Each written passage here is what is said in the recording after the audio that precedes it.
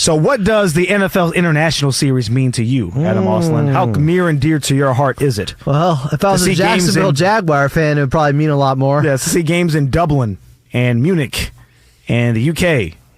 Do anything for you? Should we go through the... Brazil, Yeah, exactly. China, The entire roll India, call. Right. Japan, Spain, Thailand, USA, Okay, we got that. USSR.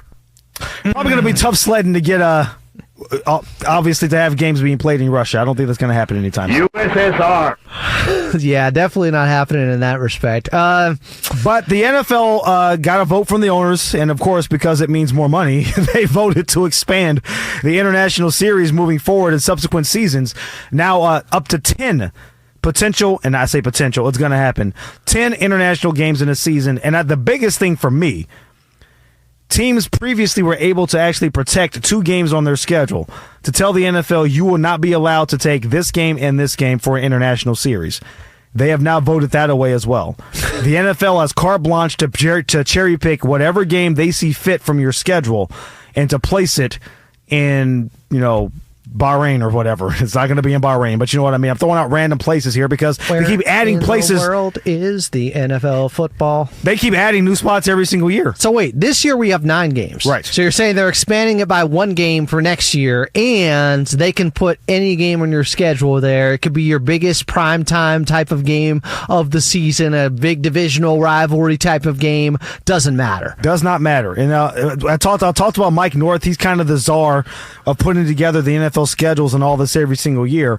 And a quote that he had was something to the effect of, we don't think it's fair to the international fans that, that some of the best games will not be available for them to be able to view. Did he name the teams that they have been putting in Europe a lot, or some of those games and matchups that they put the stinkers that they have given to the international fans over the years? Well, I will say this, and I'm sure it's intentional. Over the past 5-6 years, they've put more competitive games, more compelling matchups on these international. Now, you still get your Browns and Jaguars and stuff like that here and there. They've gotten better, though. But you've had better matchups when it comes to that. He said it will be a terrible message to send to international fans if teams are protecting their top 2 games. With all due respect to Mike North, and I think he does a phenomenal job. Respect! My response is, with all due respect to the NFL fans in Dusseldorf or wherever else, I don't care what you think. Like, if I'm a Packer fan and you're telling me that my home game against the Lions in December in a battle for the NFC North is being played overseas in front of a bunch of casual fans as opposed to a bunch of cheeseheads not wearing shirts in 2-degree weather, I got a problem with that. Yeah. Hey, you're taking away a big home field advantage type of game for me that I need. I would guess they won't do a divisional game. Has that already happened, though? Am I missing something? Adam, what was the opening night game last year? It was the Chargers and the Kansas City Chiefs. That is correct. And Brazil. That's right.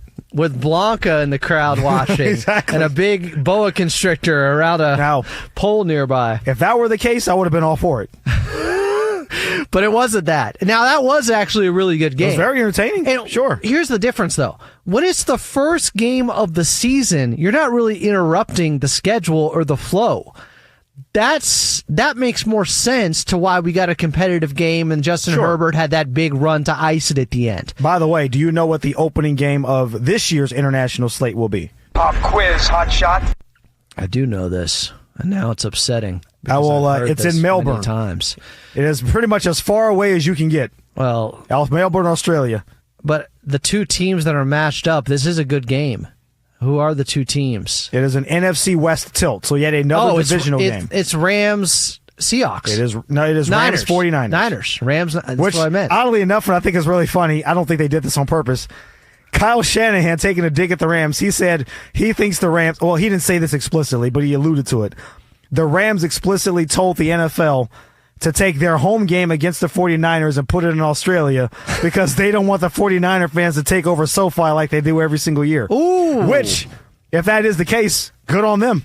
I probably would have done the same thing if I'm the Rams. That's a good angle to take if you're Kyle Shanahan. I don't know if it's true or not, but it will make sense. Bit of a dig there. So my theory of, they probably won't do any divisional games. I'm a dumbass. There's one other divisional game as part of the international series coming up.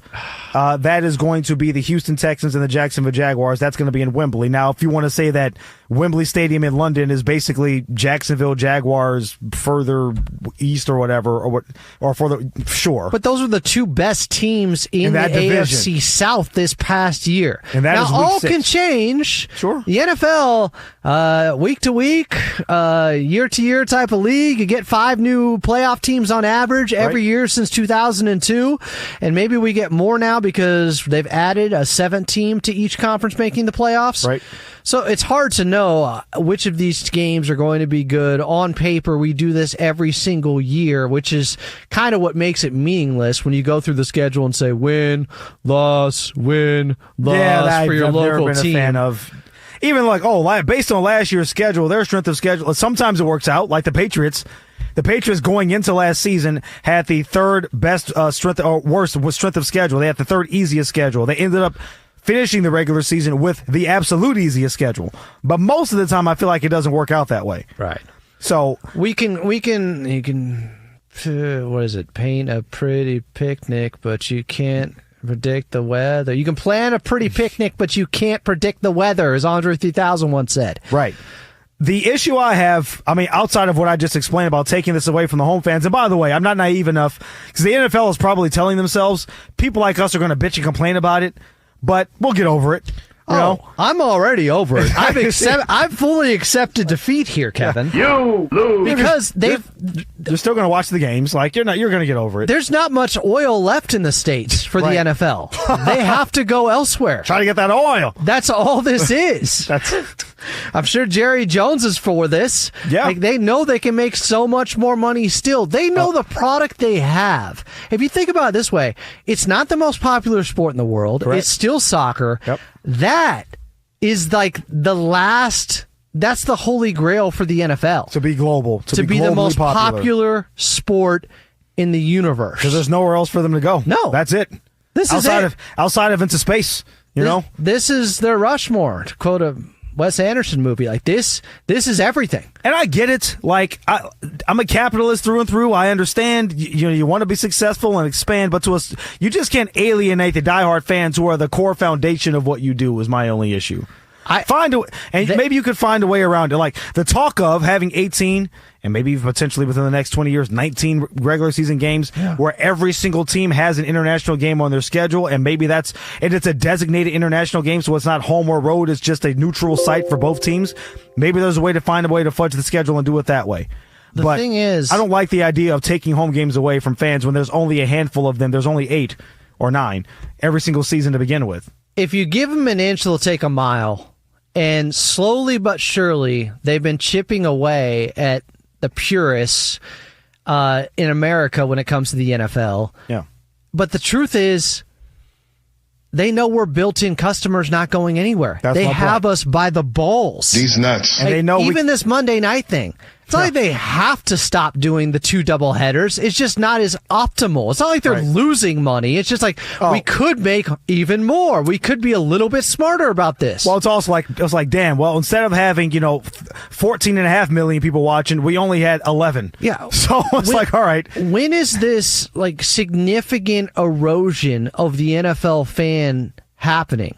Because that tipping point has not been close to reach yet. Not even, no. So they're going to continue to push things until there's some real backlash and pushback from the states. But to your point, you're gonna be appeased enough, because unless you're poaching somebody and taking like half of their schedule away and putting them overseas, which I guess they've done with Jacksonville on a minor degree. I think they've had seasons where they've played 2 or 3 games overseas. But generally speaking, if you're going to have a healthy amount of home games, most people are not going to complain too much. No. It's still the NFL. It's still a national product. It's still the most popular sport domestically. No matter where the games are being played, people are still watching. Look, like the games that are played in London, they kick off at 6 o'clock in the morning. Now, because I'm just an early riser these days anyway, I'm up and I'll watch them. But generally speaking, I'm not going out of my way to wake up at 6 a.m. to watch the Browns play the Falcons. I ain't doing it. Think if you're living on the East Coast, though. 9 o'clock in the morning? It's perfect. That's great. It's amazing. That's still that's close to optimal for them. We all know, we admit, as we broadcast from Los Angeles, most of this stuff is always stacked to the East Coast. That's just how it is. East Coast bias. So I get it, And look, I love the fact that 10 o'clock in the morning, games are on. Yeah. And on the West Coast. You can't beat it. At what point will we cause enough of a ruckus and enough strongly worded letters. And really, it's about cutting the cord, and the only way you can reach these people is through money. And by taking it out of their pockets. That's right. Yeah, that's the only language they understand. That's the only one they speak. That's the only way to do anything about this. And the truth is, nobody's going to be bold enough to go after the NFL because we still feel spoiled now. Yeah. You mentioned red zone earlier. I understand your point. It's not the same if you're only seeing the best plays of every game. It's like if you're watching a Michael Bay movie and you're just getting the explosions all the time, but there's no story in build-up, it doesn't make those explosions as meaningful. Right.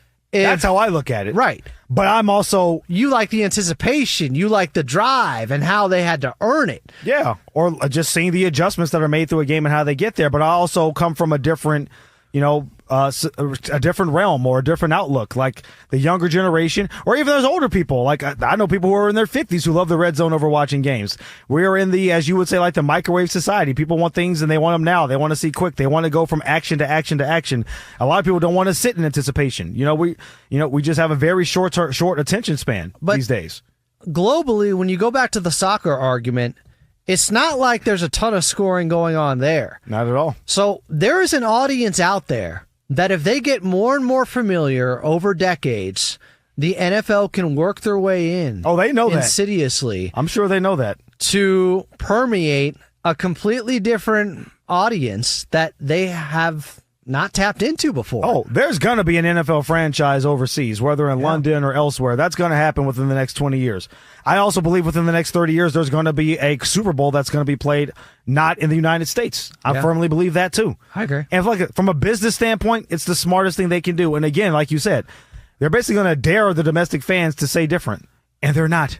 What would it take? Like, what would it take for you to stop watching football? Like, what would it take?